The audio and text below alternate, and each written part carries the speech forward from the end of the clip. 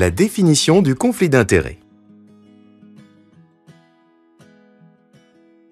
Un agent public, qu'il soit fonctionnaire ou contractuel, a pour mission de servir l'intérêt général. Pour autant, sa vie privée ou celle des personnes avec qui il travaille est susceptible d'entrer en interférence avec sa vie professionnelle. Les décisions qu'il prend ou qu'il prépare peuvent ainsi avoir une incidence sur son cadre de vie personnel, par exemple son propre logement, l'emploi de son conjoint ou l'activité économique d'un proche.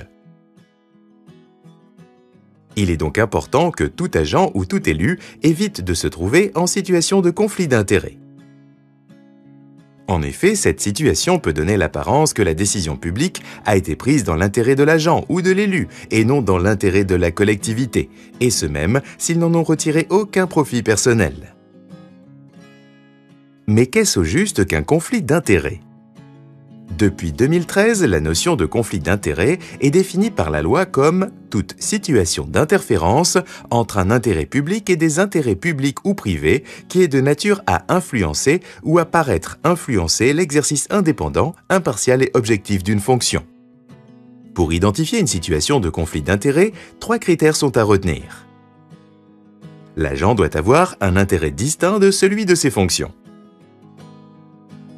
Cet intérêt distinct doit entrer en interférence avec l'intérêt public. Cet intérêt doit enfin influencer ou paraître influencer l'exercice indépendant, impartial et objectif de sa fonction.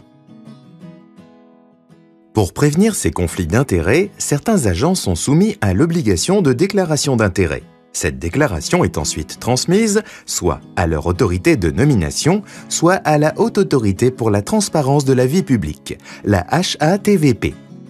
Cette démarche permet d'effectuer un recensement des activités personnelles de l'agent faisant courir un risque de conflit d'intérêts.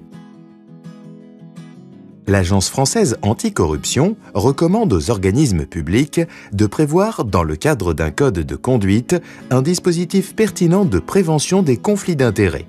Il doit être adapté aux risques identifiés dans la cartographie des risques de la collectivité.